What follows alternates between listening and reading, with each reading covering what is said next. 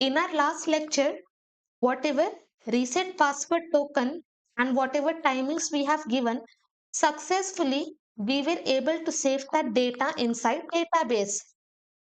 Now in this, what we will do, we will work on generating reset password link. Only when the user clicks on that link, user will be able to reset the password. So here inside user controller.js, inside the same function request password reset, here we are having try and catch block. Below this, I'm just going to create one variable. I will give the variable name as reset password URL. I will pass template string. I will pass the link as http colon double slash localhost. Then I will be passing API slash v1 slash. I will give the route as reset. You can give anything. And after this route, I have to give my reset token. I will copy this variable and inside this, I'm just going to paste. So whatever token we will be getting from this function, so that token we will be passing inside this link. Below this, I will be writing log, then I will pass this reset password URL. Save this. Come here. Again, I have selected this forgot password. Click on send. My request is being sent. Come here. Open terminal. You can see I am having this route http localhost API slash v1. I am having reset, and after that this token is present in my URL. Successfully, I am able to create this link. Let me remove. I will be creating one variable const. What message I have to send to user? For that, I will be creating the variable message. Inside this, I will write the message. I have just pasted the message inside which I have passed use the following link to reset your password, and whatever link we are getting that we will be sending in the mail. And after that, we will just tell this link will expire in 30 minutes because in our user model, we have given 30 minutes. Accordingly, whatever timings you have given, that timings you can pass. Whatever message you want to send to user, if you want to create template for this, accordingly, whatever template you want to send, based on your requirement, you can send the message template to user.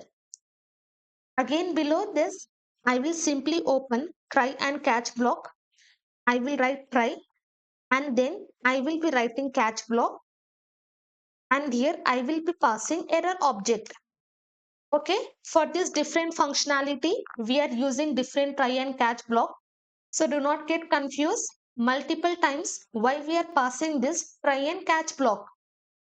So inside this catch block, what we will do, once user requests for the password reset, we will send mail to the user along with this entire message in which we will have this reset password URL. So inside this try block, we are going to reset the password. Once password is reset, what we will do, we will access this reset password token, okay, database field. Once the password is reset, for this field, we will set undefined. Again, I will just access reset password expire, and for this also, we are just going to set to undefined. Very important, after resetting the password, we have to set both the fields to undefined.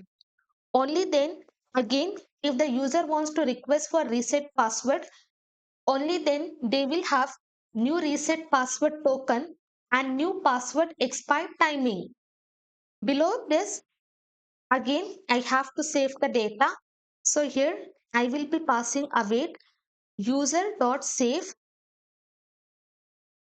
and inside this same thing validate before save to be false.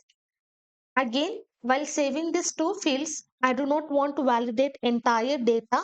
So here I will be passing this message. Again, from this try block, copy. I will remove this lock.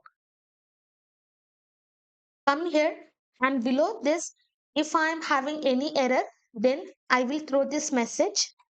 Email could not be sent. Please try again later. So inside this try and catch block, we are just calling this function and we are saving the data inside the database. As soon as user requests for reset password, only then this entire operation will be performed. After generating the token, this entire message we will be sending in mail body.